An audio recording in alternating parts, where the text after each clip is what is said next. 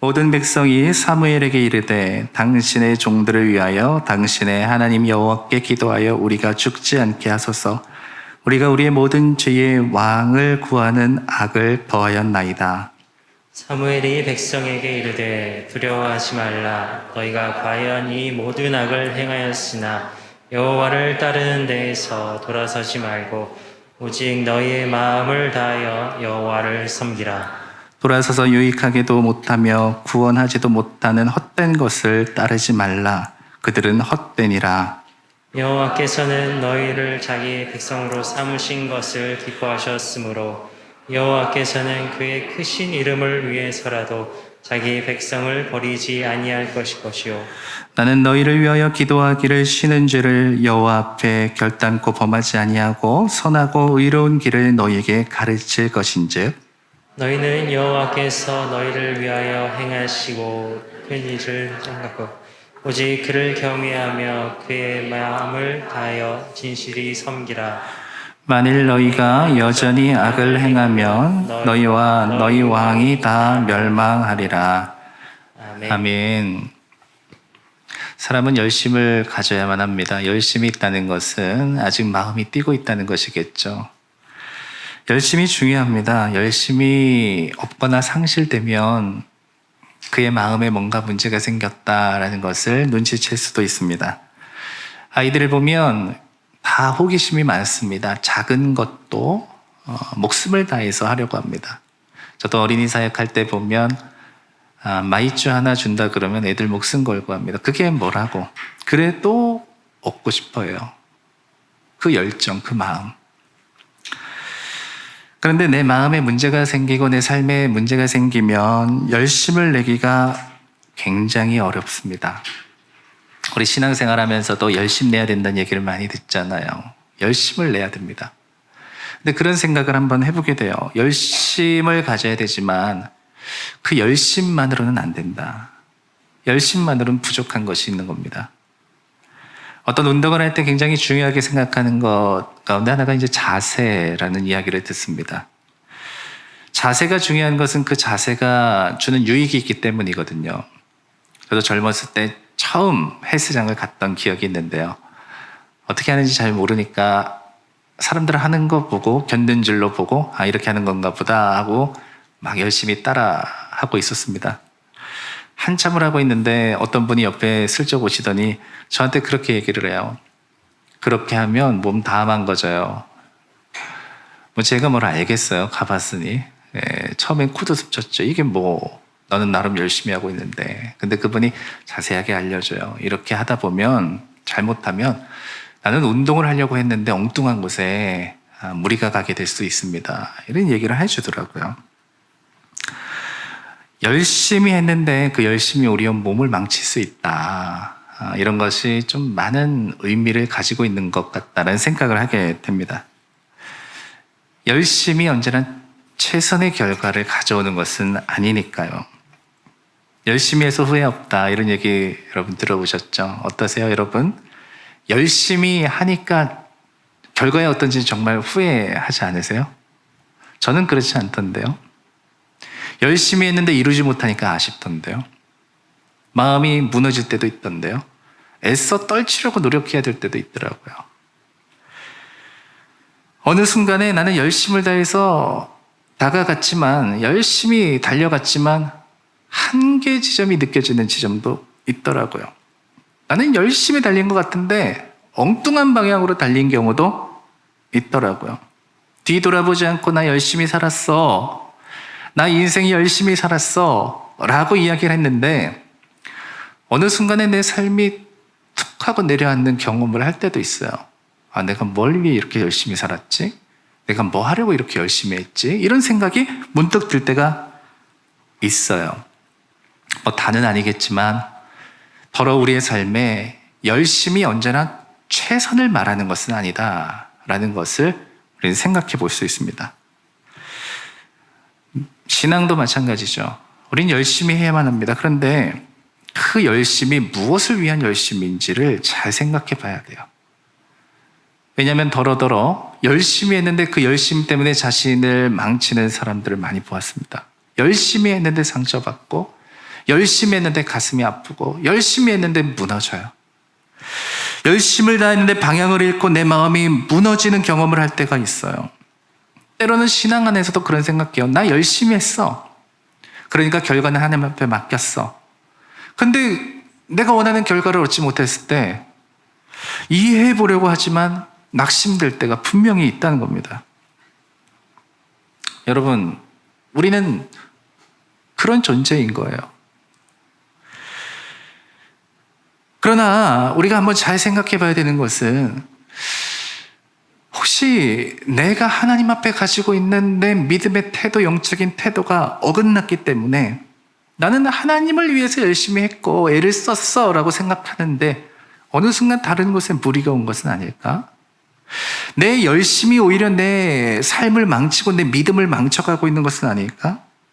생각해 봐야만 합니다. 왜냐하면 하나님을 향한 마음이 열심으로 드러나는 것은 맞지만 내 열심이 하나님을 향한 내 마음을 증명해 주는 건 아니기 때문입니다. 내 영적인 자세와 태도, 내가 가져야 되는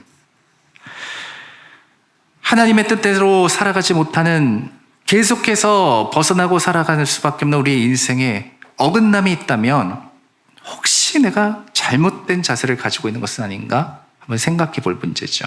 그래서 오늘 말씀을 통해서 우리가 가져야 되는 온전한 건강한 영적인 자세에 대해서 한번 생각해 보려고 합니다. 첫 번째, 우리가 가져야 되는 그 자세는 내 마음을 하나님께 다하라라고 말씀드릴 수 있습니다. 오늘 말씀은 사무엘이 나이가 들었을 때 백성들이 왕을 세워달라 그러는 이야기인데요. 사무엘이 평생을 사사로서 살았습니다. 그가 평생 가르쳐왔던 것은 하나였어요. 하나님이 너의 왕이야. 그 시대 다른 나라들은 다 왕이 있었어요. 근데 이스라엘만 없었어요. 왜냐하면 이스라엘의 신앙에 있어서 왕은 하나님밖에 없거든요. 그러니까 우리의 왕은 하나님, 이렇게 고백을 하며 살았던 겁니다. 그러니까 왕이 없었어요. 그런데 나이가 들었을 때 자기가 평생에 걸쳐서 하나님이 너의 왕이다라는 것을 가르쳤는데 그가 힘이 없어졌을 때 백성들은 그에게 왕을 세워달라고 말합니다. 어떤 감정이었을까요? 여러분, 어떤 감정이었을까요? 사무엘 얼마나 애를 썼어요? 얼마나 열심을 다했을까요? 어떤 마음이었을까요? 상처 입었을 겁니다. 배신감 느꼈을 겁니다. 사무엘도 그랬을 겁니다. 그래서 말씀해 보면 하나님이 사무엘에게 그렇게 말씀하세요. 너를 버린 것이 아니라 나를 버린 것이다. 이렇게 말씀하시거든요. 그러니까 사무엘이 굉장한 배신감을 느꼈던 겁니다. 버림받은 것 같은 느낌을 받았던 겁니다. 자, 더군다나 이런 마음도 있는데 사실 떳떳하지 못했어요, 사무엘은. 왜냐하면 백성들의 장로들이 왕을 세워달라고 했을 때 그 빌미를 제공한 것이 사무엘의 아들들이었기 때문입니다. 그의 첫째는 요엘이었고 둘째는 아비야였습니다. 사무엘이 늙어서 사사일을 감당하기 어려웠을 때 그들이 대신하게 되었는데 사무엘은 어려서부터 엘리 제사장 밑에서 자라지 않았습니까? 그러니까 엘리 제사장의 가문에 일어났던 모든 일들을 그는 다 알고 있거든요. 엘리도 그랬잖아요. 자기가 나이가 들었을 때 홈리와 비느하스에게 제사장의 직무를 맡기잖아요. 근데 이 사람들이 자기 이득을 위해서 제사장의 직무를 이용하거든요. 결국 어떻게 됩니까? 엘리의 가문이 완전히 망해요. 하나님께서 제사장으로 세워주셨는데 그 제사장의 직무를 온전하게 감당하지 못했을 때 오히려 그것이 자신의 욕심이 되었을 때 어떻게 무너지는지를 하나님이 엘리의 가문을 통해서 보여주셨어요. 사무엘은 그것을 다 보면서 자랐습니다. 그의 마음속에 심겨져 있었던 게 있어요. 아, 하나님께서 부르셨는데 그 뜻대로 살아가지 못하면 복된 결말을 얻을 수 없구나. 이것을 그는 누구보다 뼈저리게 알았을 거예요. 여러분, 이런 사무엘이 자식을 어떻게 가르치겠습니까? 그런데 다 모든 것이 사람의 뜻대로 되는 게 아니에요. 그의 아들들이 어떻게 했을까요? 사무엘상 8장 3절의 말씀에 가면 그의 아들들이 자기 아버지의 행위를 따르지 아니하고 이익을 따라 뇌물을 받고 판결을 굽게 하니라, 이렇게 말하고 있습니다. 사무엘의 아들들이라고 해서 사무엘 같은 것은 아닌 거예요. 그러면 사무엘은 자신의 아들이니까 알면서도 모른 채 했을까요? 그가 눈이 가려져서 이제 나이가 들어서 눈이 가려져서 그 아들들이 뭘 하고 있는지 몰랐을까요? 저는 그렇지 않았다라고 생각합니다. 사무엘은 분명히 알았을 겁니다. 아마 성경에 나오지 않아서 잘 모르겠어요. 근데 제가 사무엘의 입장이었으면 아마 애를 썼을 겁니다. 고치려고 시도했을 겁니다. 꾸짖어도 보았을 겁니다. 그러나 결국 그들의 온전하지 못함이 왕을 요구하는 빌미로 제공하게 되었어요. 그래서 뭐라고 말하느냐? 백성들이 사무엘상 8장 5절에 가면 그렇게 말합니다. 그에게 이르되 보소서 당신은 늙고 당신의 아들들은 당신의 행위를 따르지 아니하니 모든 나라와 같이 우리에게 왕을 세워 우리를 다스리게 하소서. 모든 나라들이 다 그렇게 해요. 네, 당신의 아들들 보세요. 제대로 하지를 않아요. 우리가 어떻게 살아갈 수 있겠어요? 입이 10개라도 할 말이 없죠. 그러니까 사무엘의 아픔이 느껴지지 않습니까? 능력의 종 사무엘, 하나님을 바라며 살아갔던 사무엘, 못할 것 없어 보이던 사무엘인데요, 그도 뜻대로 안 되는 게 있는 거죠. 자식 하나 어쩔 줄 못하는 것이 사람의 현실입니다. 따끔하게 혼내면 될까요? 타이르면 될까요? 달래면 될까요? 저도 목사이지만 우리 아이들을 보면서 가끔씩 그런 고민해요. 나의 신앙이, 부모의 신앙이 야의 신앙이 되지 못할 수도 있겠다. 문득 그런 생각할 때가 있어요. 내가 평생 이 아이들을 위해서 얘들은 내 평생의 기도거리가 될 수도 있겠다라는 생각을 할 때도 있어요. 하나님의 입장에서 보면 이스라엘은 하나님의 자녀잖아요. 아버지의 뜻대로 살지 않고 제멋대로요. 여러분이 어떻게 해야 됩니까? 사무엘 입장에서 봤을 때 그가 사사로 세워놨지만 아들들이 제대로 못해요. 이거 어떻게 해야 됩니까?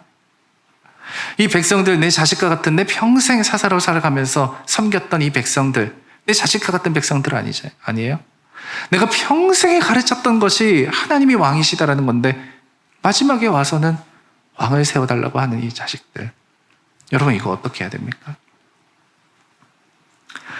자신의 사역을 마무리하고 있는 이 시점에, 이제 더 이상 힘이 없어지는 그런 이 시점에 아마 이 사무엘은 그들을 향해서 자신의 진심, 하나님을 어떻게 섬겨야 되는지에 대한 큰 마음을 전하고 싶어 했던 것 같아요. 그래서 이거는 절대 잊어버리지 마라 라는 이 신앙의 자세를 그들에게 가르치려고 합니다. 20절 말씀 보세요. 사무엘이 백성에게 이르되 두려워하지 말라. 너희가 과연 이 모든 악을 행하였으나 여호와를 따르는 데에서 돌아서지 말고 오직 너희의 마음을 다하여 여호와를 섬기라. 사무엘의 자식이라고 사무엘처럼 사는 게 아니에요. 이스라엘이라고 해서 이스라엘의 이름값으로 사는 게 아니에요. 사무엘도 자신의 이름값으로 사무엘처럼 살아갔던 게 아니에요. 그가 가지고 있었던 한 가지 자세, 그가 가지고 있었던, 그가 잃지 않았던 평생의 신앙의 태도, 내 마음 하나님께 드려라. 내 온 마음을 하나님께 드려라. 여기에 있었던 거예요. 여러분, 그도 평범한 사람 아닙니까? 그는 애환이 없었겠어요? 아픔이 없었겠어요? 고민이 없었겠어요? 갈등이 없었겠어요? 그라고 아무런 것이 없이 평탄하기만 했겠어요? 그렇지 않잖아요. 그도 사람이었고, 그도 가슴 아팠고, 사람 때문에 마음 졸였고, 그도 때로는 고생스러운 삶을 살아갔습니다. 그런데 어떻게 끝까지 그의 평생에 하나님 안에서 살아갈 수 있을까요? 자신에게 주어진 그 사사라는 삶을 끝까지 견뎌내며 지켜낼 수 있었을까요? 바로 여기서 나오는 거 아니에요? 내 마음의 자리가 어딘지 알았던 것이죠. 하나님께. 그런 일이 있을 때마다 하나님께, 속 썩이는 자식을 볼 때마다 하나님께. 그래서 오늘 그 말을, 오늘 속 썩이는 자식과 같은 이스라엘에게 이야기를 하고 있는 거예요. 오직 너희의 마음을 다하여 여호와를 섬겨라. 바로 이거야. 이거밖에 없어.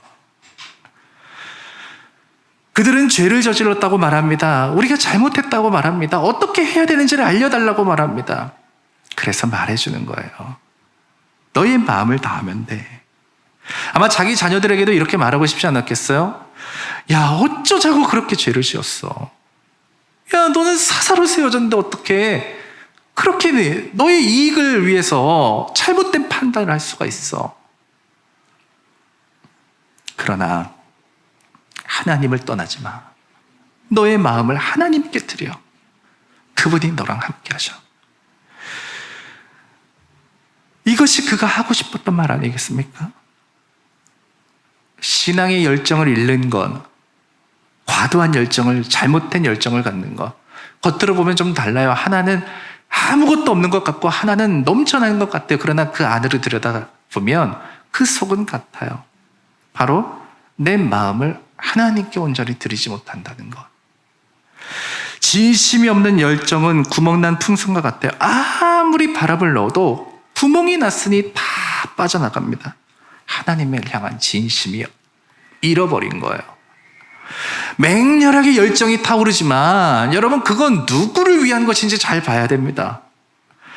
오히려 그것이 다스려지지 않고 하나님의 영광을 가리게 되는 경우도 있어요. 왜 그럴까요? 내 온 마음을 하나님께 드리지 못하기 때문이에요. 오늘 주님은 이 말씀을 통해서 우리에게 묻고 계신 것이죠. 너의 마음을 나에게 주고 있니? 묻고 계신 거예요. 가끔씩 힘이 들 때도 있고 버겁게 느껴질 때도 있어요. 저도 그렇습니다. 성경에 나오시는 분들, 그분들이 내 눈앞에 있다면 붙잡고 물어보고 싶어요. 이럴 때는 어떻게 해야 돼요? 이럴 때는 도대체 어떻게 하는 거예요? 저는 물어보고 싶어요. 근데 오늘 그 사무엘이 우리에게 그런 분으로서 대답해 주는 것 같아요. 이제 그는 물러나야만 하거든요. 물러나는 사람의 모습을 알잖아요. 이제 영향력도 작아질 것이고 백성들의 관심은 새로운 왕에게로 갈 겁니다. 전과 같이 이 사무엘의 말을 귀담아 듣지 않을 수도 있습니다. 점점 작아질 수도 있을 겁니다. 그러니 그는 더욱 간절한 마음을 담아서 그 백성들에게 마지막 당부와 같이 이야기를 하고 있는 거예요. 혹시 너희들 실수를 저질렀어? 혹시 죄를 졌어? 혹시 넘어졌어? 혹시 말씀대로 살지 못했어? 그러나 그렇다고 해서 하나님을 등지지 마. 하나님 앞에 다시 일어설 수 있는 방법이 있다는 것을 절대 잊지 마. 어떻게 다시 일어설 수 있는데요? 하나님은 당신을 위해서 자기의 백성을 버리지 않으셔. 그러니 이것을 믿고 그분을 향한 너의 진심을 잃지 마라. 사무엘도 고단하고 가슴 답답한 일 많았을 겁니다. 그러나 그의 평생에 끝까지 하나님 안에서 거하며 살아갈 수 있었던 것은 온 마음을 하나님 앞에 드리는 자였기 때문일 겁니다. 그가 할 수 없는 것 하나님께 맡겼고, 그가 이해할 수 없는 것 하나님의 도우심을 구했고, 그의 평생에 하나님께 내 마음을 드리며 살아갔던 그 순간순간들이 모여 그의 삶의 평생을 만들어갔던 거 아니겠습니까? 오늘 주님이 기뻐하시는 것이 뭘까요? 여러분들의 마음을 원하세요. 내 마음 하나님께 맡기는 거예요. 어떻게 맡길 수 있을까요? 오늘 말씀해 보니까 헛된 것 따라가지 말라 그래요. 헛된 것에 마음 두지 말라 그래요. 그리고 하나님 따라가면 돼 라고 말해요. 맞습니다. 주님은 우리의 인도자 되어주세요. 그분 따라가는 거예요. 그거면 된다고 말씀하시는 거예요. 엉뚱한 것 따르지 말고 하나님 따라 살면 그거면 된다는 거예요. 그러면 하나님이 당신의 이름을 위해서라도 자기 백성은 버리지 않으셔. 이 이야기를 하고 있는 겁니다. 저는 여러분들의 삶이 그랬으면 좋겠어요. 하나님을 따라, 예수님을 따라, 말씀을 따라 살아가는 존재들. 왜 그게 가능할까요? 내 마음을 하나님 앞에 드렸으니까. 여러분들의 마음을 하나님 앞에 드리는 것이 내 평생을 건강한 믿음 안에서 살아갈 수 있는 자세이고 태도인 겁니다. 또 두 번째 자세가 있습니다. 두 번째 자세는 사명을 귀하게 받아들이는 믿음이 있어야 된다는 거예요. 사무엘이 나이가 많이 들었다고 얘기 드렸죠? 평생 하나님을 향한 한결같은 마음을 가졌던 사무엘이었는데요. 그는 자기 자신에게 있었던 것들을 이제 내려놓고 하나님이 이제 그에게 주시는 사명의 자리로 돌아가려고 합니다. 만약에 사무엘이 좀 자리 욕심 많았던 사람이라면 어떻게 했을까요? 자기 아들을 왕에 앉히려고 했을 거예요. 사무엘은 사사였지만 어쩌면 왕과 같은 그런 영향력을 끼치고 있었는지도 모르겠어요. 그가 마음만 먹었더라면 그의 아들들 왕으로 세워놓을 수 있었을지도 모르겠어요. 여러분, 왕가가 무너지는 이유가 뭡니까? 결국 혈족 중심의 계승 때문 아니에요? 이 사람이 내 아들이 능력이 있건 없건 아무리 뛰어난 신하에게 왕위를 물려줄 수는 없는 거예요. 왜? 그게 사람의 마음이거든요. 내 핏줄이 이어갔으면 좋겠어요. 사무엘이 욕심이 있었더라면 그렇게 하지 않았겠습니까? 그러나 그는 이 모든 것들을 다 내려놓고 그 당시에 이제 자기에게 주신 사명의 자리로 나아갑니다. 그게 어떤 자리였을까요? 바로 23절에 말하고 있습니다. 나는 너희를 위하여 기도하기를 쉬는 죄를 여호와 앞에 결단코 범하지 아니하고 선하고 의로운 길을 너희에게 가르칠 것인즉. 기도하는 것을 쉬는 것이 죄라고 말합니다. 왜 그렇습니까? 이 사무엘은 그게 자기 사명이라고 생각했던 거예요. 나는 내 사명을 멈추지 않아 라는 그 얘기예요. 이제 내가 돌아가야 되는 곳은 어쩌면 너희들을 위해 기도해야 되는 그 자리일지도 모르겠다. 그러나 이게 내게 주신 사명이라면 나는 그거 내 평생에 멈추지 않을 거야. 나는 멈추는 죄를 짓지 않을 거야. 오늘 이 이야기를 하고 있는 거죠. 그래서 우리는 사무엘을 통해서 우리의 믿음의 태도를 배우게 됩니다. 자기는 자신의 자리에 집착했던 것이 아닙니다. 그는 백성들이 그에게 주었던 신뢰나 존경에 목매달지도 않았습니다. 그는 때마다 일마다 하나님께서 그에게 원하시는 것이 있다는 것을 알았습니다. 그리고 그것을 사명으로 받아들이고 내게 오늘 주시는 그것을 끝까지 감당한다. 하나님이 주시는 것을 놓치지 않는다. 이 믿음이 있었던 것이죠. 사실 우리의 눈에는 매력적인 것이 있고 매력적이지 않은 것이 있습니다. 그래도 여러분, 나 아직 영향력 있어. 나 아직 죽지 않았어. 사실 이게 더 매력적이거든요. 아직 나 사람들이 따라. 사람들이 나 아직 존경해. 이게 더 매력적이거든요. 근데 누가 알아주지도 않은 곳에서, 보이지 않는 곳에서 기도나 하는 그 사명을 귀하게 여기겠습니까? 그런데 이때 사무엘은 그것이 귀하다는 것을 압니다. 그래서 내 평생에 자신의 삶을 어떻게 살아왔는지가 그때 빛을 발하게 되는 거예요. 사명의 자리를 평생 붙잡고 살아갔던 사람의 모습이 거기서 나타나게 되는 거예요. 모든 것을 내려놓고 기도의 자리로 갈 수 있는 것은 지금까지 내가 해왔던 것이 귀하지 않기 때문이 아닙니다. 오늘 하나님께서 내게 주시는 그것이 무엇보다 귀하다는 것을 믿는 믿음 때문입니다. 우리는 늘 귀한 것과 귀하지 않은 것을 구분 지으려고 해요. 그러나 하나님께서 주시는 것 가운데 귀하지 않은 것은 아무것도 없습니다. 그러나 이 말씀은 그러면 작은 자리만, 보이지 않는 자리만 그런 것만 좋은 것이다, 이런 말씀을 드리는 게 아니에요. 하나님이 때에 따라 그에게 필요한 상황에 따라 그에게 주시는 사명이 있다는 거예요. 많이 가진 자는 많이 가진 것으로, 적게 가진 자는 적게 가진 것으로, 젊은 자는 그에게 주신 것으로, 나이 많은 사람은 그에게 허락하신 것으로서, 그가 힘이 있을 때나 없을 때나 그의 방법과 상황은 달라졌을지 몰라도 하나님께서 때마다 일마다 허락하시는 사명이 있다는 거예요. 왜? 하나님은 그를 용도 폐기시키지 아니하시고 그와 함께 끝까지 동역하기를 원하시니까요. 그것을 아는 사람이 자신의 삶의 믿음의 방식과 태도를 어떻게 가지고 가겠습니까? 내가 어떤 일이 있어도 멈추지 않을 하나님이 내게 원하시는 뚜벅뚜벅 은혜로 받아들이며 충성할 수 있는 그것, 오늘 이 시점에 여러분들에게 원하시는 하나님의 사명, 그건 무엇입니까? 기도면 기도로, 복음을 전하는 거면 전하는 것으로, 봉사면 봉사로, 그게 무엇이 되었든지 간에 지금 이 시점 나에게 원하시는 하나님의 부르심의 사명은 무엇입니까?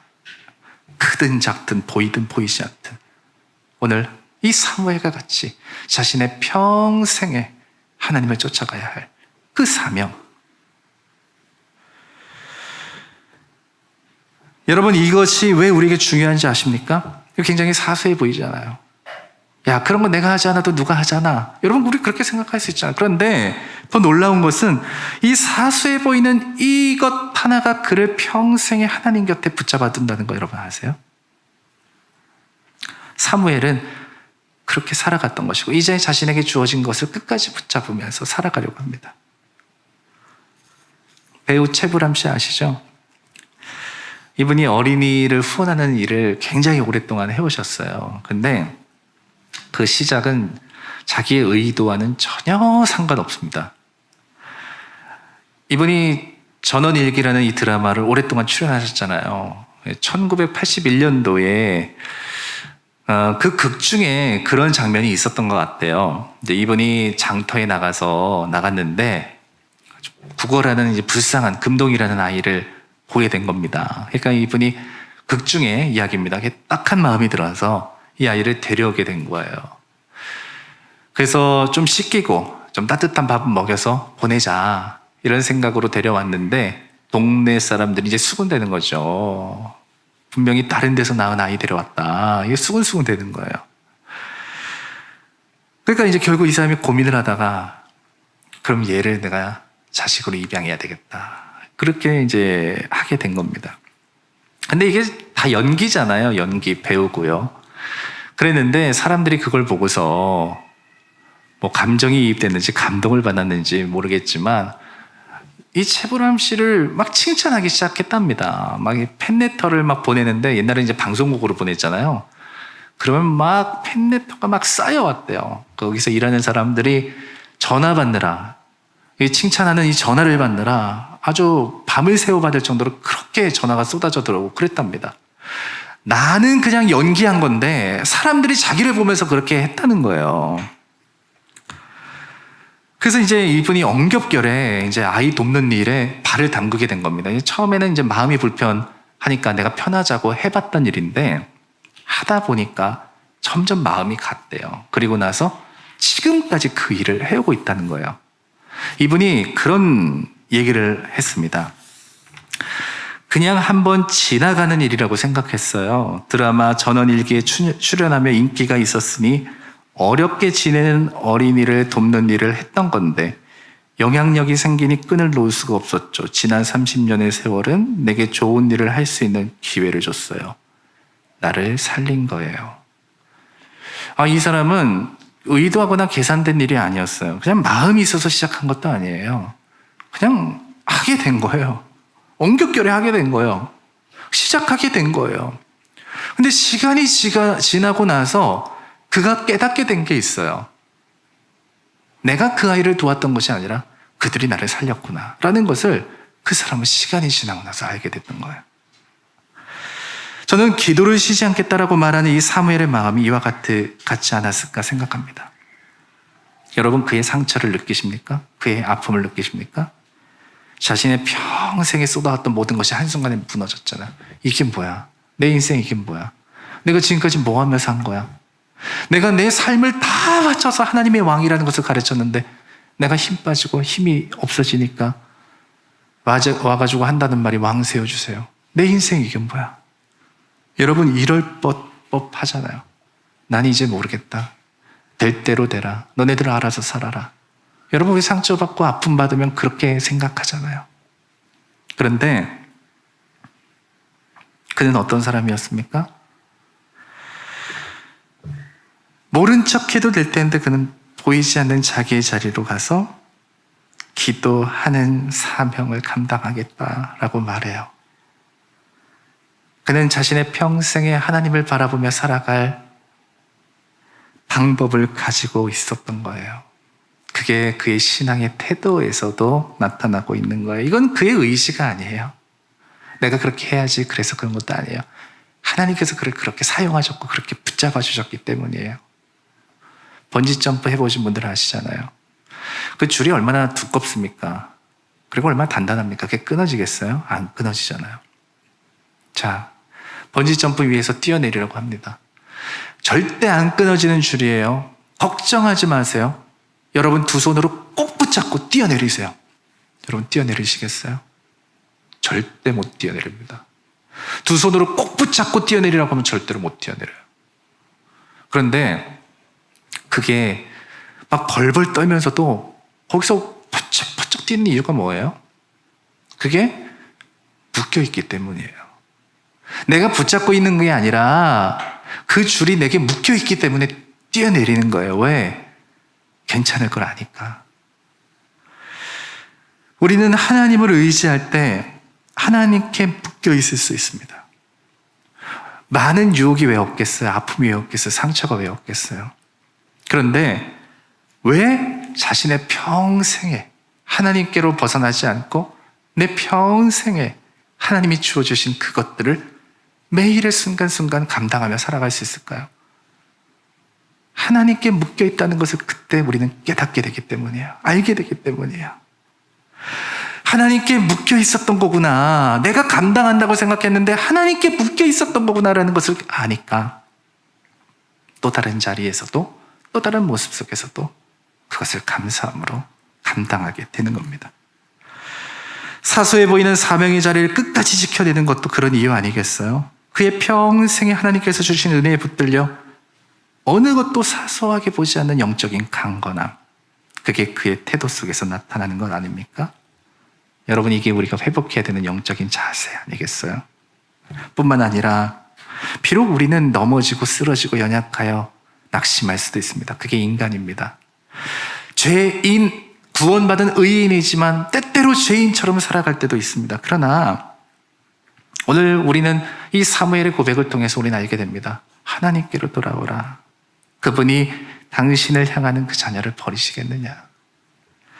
다시 일으키셔서 하나님의 은혜로 살아가게 하시는 그 하나님의 은총과 은혜가 있다는 것을 우리는 알기 때문에 오늘도 내 온 마음을 하나님 앞에 드리기를 주저하지 않습니다.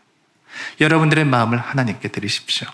하나님께서 여러분들의 마음을 붙잡아 사용하십니다. 차갑게 식어 뛰지 않는 심장이 아니라 열심은 가졌으나 방향을 잃은 인생이 아니라 내 평생에 오늘 사무엘처럼 내 평생에 하나님 안에서 살아가다 하나님께로 나아가는 돌아가는 그런 인생, 복된 인생 아니겠습니까? 오늘 그것이 저와 여러분들의 믿음의 고백, 신앙의 고백, 삶의 모습이 되기를 주님의 마음으로 축복합니다. 찬양합시다.